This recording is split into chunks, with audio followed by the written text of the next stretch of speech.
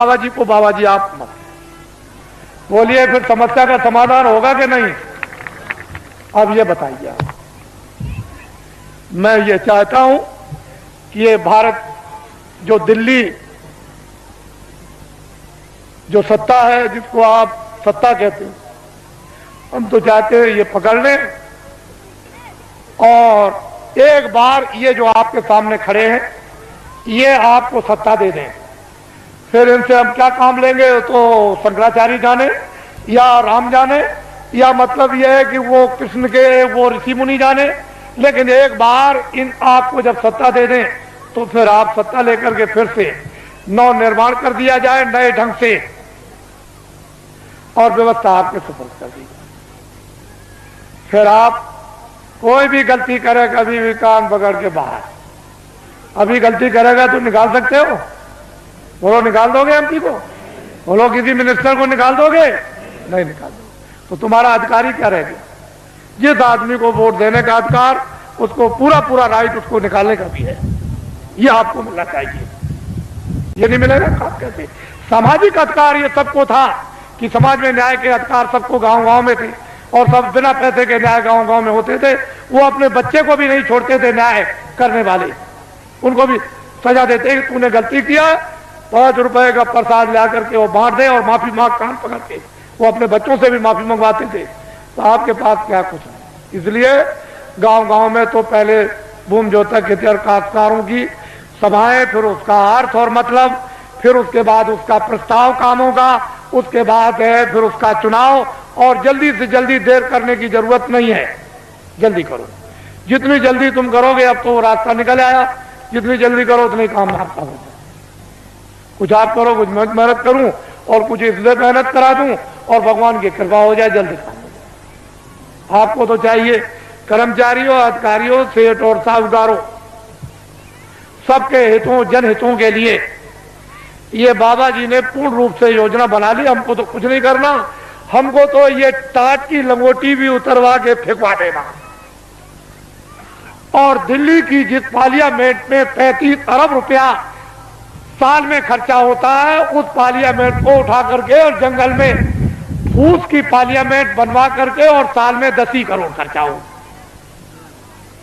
और इन लंगोटी के या गैर लंगोटी के द्वारा देश का एक बार संचालन करा दिया जाए और दुनिया को यह दिखा दिया जाए, ये हिंदुस्तान की बात नहीं, दुनिया को यह दिखा दिया जाए कि 40 वर्षों का हिंदुस्तान का सरकारी कर्जा लदा हुआ भूमि जोतक खेतिहर काश्तकारों पर वो माफ, और कर्मचारी अधिकारियों को जितना वेतन, यानी छोटे से छोटा और बड़े से बड़ा 10,000 वो, और सेठ और साहूकारों की जो काली ब्लैक मनी है वो सब की सब बिना अपराध और बिना किसी टैक्स के ये सब की सब व्हाइट करवा दी जाएगी।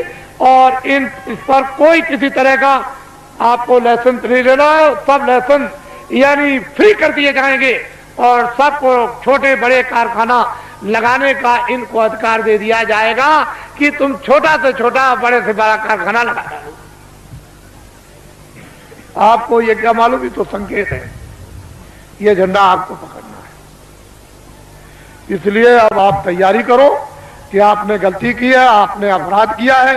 एक तो वास्तव में मानवता का, इंसानियत का अपराध, फिर विधान का अपराध, फिर ईश्वर की तरफ से, फिर ऋषि मुनि महात्मा रामायण गीता की तरफ से, आप कुरान की तरफ से गुनहगार। अब गुनाह आपका कब जाएगा? ये जो आपकी दौलत को लोगों ने पनडुब्बियों में, तोपों में, हवाई जहाजों में, इसमें सामान के लाने, सामान के ले जाने में, हीरे जवाहरात की खदानों में इकट्ठा करने में, और फिर ये योजनाओं के बनाने में, और बाहर से जो कर्जा ले आए उसमें से 75% ये सब खा गए विदेशी बैंकों में। 22 मुल्कों में, यही आपके पास में नेपाल है, यहाँ के मिनिस्टरों ने, लोगों ने इतना रुपया नेपाल की बैंकों में जमा कर दिया है, इतना रुपया जमा किया। अगर नेपाल का ही खाली रुपया हिंदुस्तान का जमा किया हुआ अगर वापिस आ जाए तो जितना भी बाहर से आप कर्जा ले आए हो वो कर्जा और ये ब्याज, ये पूरा का पूरा अदा हो जाएगा और बहुत सा विकास भी हो जाएगा। इतना यहाँ नेपाल में रुपया आपका जमा, जो भारत की गरीब जनता का आपने जमा किया है, और ये सब कुछ पता चल गया है। इसकी सबकी इंक्वायरी कौन कराएगा? ये भूमि जोतक खेतिहर काश्तकार ये कराएगा। हमने तो ये कह दिया है कि दफ्तरों का ऑडिट करवा दिया जाए तो 20-20 साल की सबको सजा होगी। लेकिन हमने अपने कर्मचारी अधिकारियों को पूर्ण रूप से जनता के सामने बता करके निकाल दिया कि ये कोई भी मतलब ये भ्रष्ट नहीं है, इनमें से कोई भी भ्रष्ट नहीं है, न कर्मचारी, न अधिकारी, न छोटे न बड़े, न पुलिस के और न पुलिस के अधिकारी, न इनकम टैक्स, न सेल टैक्स, और हमारे सेठ साहूकार भी नहीं है और छात्र भी नहीं है और हमारे काश्तकार भी भ्रष्ट नहीं। ये व्यवस्था भ्रष्ट है, इसलिए हमने अधिकारियों कर्मचारियों को निकाल दिया और जनता से अनुरोध किया है कि कभी भी ये मत सोचना कि अगर कभी तुम कहो कि ऑडिट कर दिया जाए तो देखें कौन, तो ये गुनहगार और ये अपराधी नहीं है, ये बिल्कुल आपके सामने छोड़ दिए गए। अब ये कौन आएगा गिरफ्त में, जहां से संचालन होता है, ये तो उनके ऊपर आकर के पड़ेगा कि आपने कर्मचारी अधिकारियों को काम क्यों नहीं करने दिया, तो कहीं ना कहीं तो बात फंसेगी आकर, लेकिन ये बिल्कुल निकल जाएंगे। हमने पूरी जनता को बता दिया और बराबर बताते रहेंगे, हमारा कोई भी कर्मचारी अधिकारी भ्रष्ट नहीं है और कोई भी भारतीय संविधान में कानून में नहीं आता, क्योंकि अगर मंत्री गलती कराएंगे तो ये बेचारे रोजी रोटी अपनी कमाते हैं बाल बच्चों के लिए, इनका जरा भी दोष नहीं है, दोष उनका है जो करवा रहे हैं। बोलो है कि नहीं? करवाने वाले का दोष है, इनका कोई दोष नहीं। अगर इनके पास जमीन होती और जागीर होती तो इनसे कह देता कि नौकरी छोड़ दो, लेकिन अब जमीन और जागीर नहीं है तो मैं कह भी नहीं सकता, फिर नहीं कह सकता, इसलिए कोई दोषी नहीं है। आप इस पर गंभीरता से आप विचार करो। अब आइए एक आपको पहले एक कहानी सुना दे। एक राजा का राज था, राजा के राज में प्रजा बड़ी सुखी थी। अपनी जगह बैठे रहो बच्चों, राजा अभी बैठे रहो, देर लगेगी, अभी बैठे रहो, देर लगेगी। राजा के राज में प्रजा, अभी सब चीजें देखो, अभी देर है। राजा के राज में प्रजा बड़ी दुखी थी, सुखी थी, हर तरह से संपन्न थी, न्याय से, खुशहाली से, समृद्धि से, सोने से, चांदी से, कपड़ों से, अन्न से, व्यवहार से, उठने से, बैठने से, सेवा से, मोहब्बत प्यार से, सबसे सुखी थी। 2 बच्चे थे, राजा ने अपने बच्चों को महात्माओं के आश्रम में पढ़ने के लिए भेज दिया। अकस्मात कोई सहयोग की बात, अकस्मात राजा का देहांत हो गया। प्रजा बहुत रोई, मेरा धर्मात्मा, मेरा बड़ा पुण्यात्मा, मेरा राजा बड़ा अच्छा राजा हमारा चला गया, अब हमारी देखभाल कौन करेगा। तो लड़कों को बुलवाया विद्वानों ने कि भाई बिना राज के राज तो ठीक नहीं है, तो इसलिए एक काम करो कि अब भाई ये तो स्थान ग्रहण कर लो।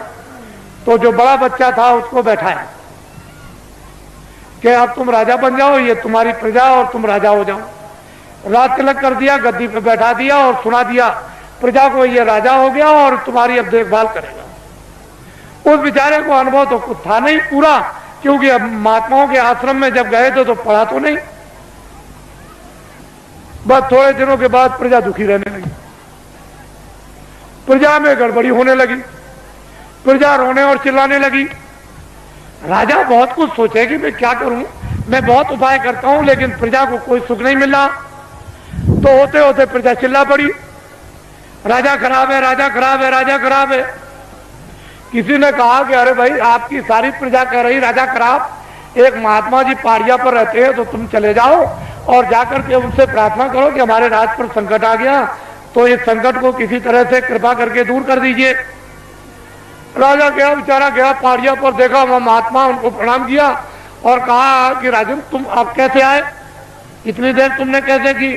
कह लगे महाराज मुझे तो मालूम था नहीं कि इस पहाड़िया पर कोई महात्मा रहते हैं कि तुम्हारे राज में, तुमको ये नहीं मालूम कि महात्मा रहते कि नहीं रहते, फिर तुम्हारा राज कैसा? चले महाराज बड़ा संकट आया है, कृपा कर दीजिए हमारा संकट प्रजा का चला जाए। और सारी प्रजा रो रही, तो उनका अच्छा एक काम करो, किताबों में लिखा हुआ है कि प्रजा पर, परिवार पर, शरीर पर कोई संकट अगर आ जाए, चाहे राजा हो, तो भगवान नाम का जाप करा ले तो ये तकलीफ दूर हो जाएगी। जाओ अपने राज में बड़े बड़े विद्वानों की खोज करो और खोज करके महल में बैठा करके भगवान नाम का जाप करा लो, तो तुम्हारा और प्रजा का संकट कम भी हो जाए, हो सकता दूर भी हो जाए। राजा उधर से आए, अधिकारियों को भेज दिया कि जाओ तुम चले जाओ विद्वानों की खोज करो। एक विद्वान मंदिर में जल चढ़ा रहे थे शिव जी के। जब बाहर निकल के आए तो देखा चंदन लगा हो। आप कौन है? कह लगे मैं तो ब्राह्मण हूँ। कह लगे बस आप ही की तो तलाश के लिए मैं आया था, और चलिए चलिए राजा ने आपको याद किया है, जल्दी चलिए आपको और कुछ नहीं करना, राज पर संकट आ गया, भगवान नाम का जाप कर दो, आपको दक्षिणा मिलेगी। जब वो गए तो सब सामग्री देकर के जाप करने के लिए बैठाया तो ब्राह्मण बोले, कह लगे भाई ठहर तो जाओ, जरा हमको सोच लेने दो कि हम शंकर की क्या जाप करें, कि राम का जाप करें, कि कृष्ण का जाप करें, कि देवी का जाप करें, कि गंगा जमुना का।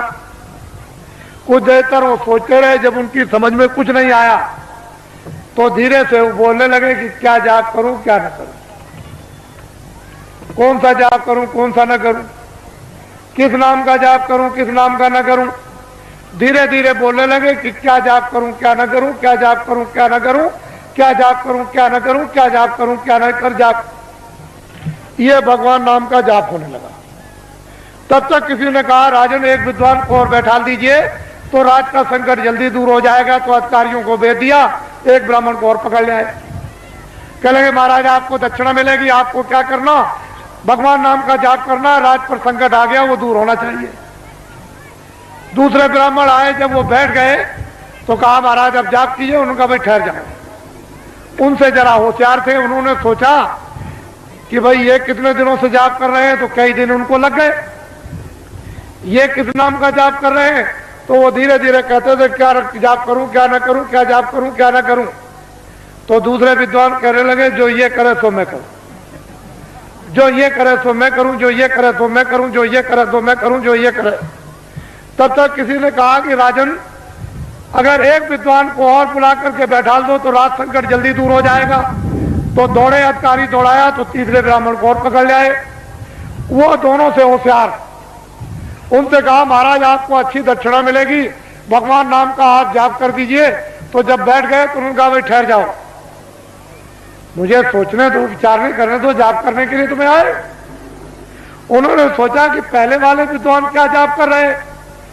तो पहला कहता है कि क्या जाप करूं क्या ना करूं, दूसरा कहता है जो ये जाप करे सो मैं करूं, तो तीसरा कहता है कि धांधली कब तक चलेगी, ये धांधली कब तक चलेगी, ये धांधली कब तक चलेगी, ये धांधली कब तक चलेगी। तब तक किसी ने कहा राजन तुम्हारे राज का सब नाश हो जाएगा। अरे 3 विद्वान जाप के लिए नहीं बैठाए जाते हैं, ये त्रिदोष हो जाएगा तो राज में संपात हो जाएगा। चौथे विद्वान को जल्दी खोजो और उसको ले आओ, तब राज संकट जाएगा। तो दौड़ पड़े अधिकारी, चौथे को पकड़ लिया। जब चौथे आए तो तीनों से चौथे होशियार। उन्होंने सोचा कि भाई पहले वाले 3 क्या कर रहे हैं। तो एक कहता है कि क्या जाप करूं क्या ना करूं, क्या जाप करूं क्या ना करूं। तो दूसरा कहता है जो ये करे सो मैं करूं, जो ये करे सो मैं करूं। तो तीसरा कहता है ये धांधली कब तक चलेगी, ये धांधली कब तक चलेगी। तो चौथा कहता है कि जब तक चलेगी जब तक सही, जब तक चलेगी जब तक सही, जब तक चलेगी जब तक सही, जब तक चलेगी जब तक। ये चारों जाप कर रहे हैं। एक कहता है कि क्या जाप करूं क्या ना करूं, दूसरा कहता है जो ये करे तो मैं करूं, तीसरा कहता है ये धांधली कब तक चलेगी, ये धांधली कब तक चलेगी। तो चौथा कहता है जब तक भारत की जनता नहीं जगेगी तब तक चलेगी, जब तक भारत की जनता नहीं जगेगी तब तक चलेगी, जब तक भारत की जनता नहीं जगेगी तब तक चलेगी, जब तक भूम जो तक खितिया का तार नहीं जगेंगे तब तक ये धांधली चलेगी। किसी ने आकर के कहा कि राजन बड़े बड़े विद्वान भगवान नाम का जाप कर रहे, उसको देखा जाए। तो आगे कहा मंत्री ने कि चलो सिपाहियों, राजा जाप देखना चाहते हैं। सिपाही गए, विद्वानों से कहा कि अरे विद्वानों, मंत्री और राजा आपके जाप को देखने के लिए आ रहे। कह लगे कोई चिंता फिक्र मत करो, कब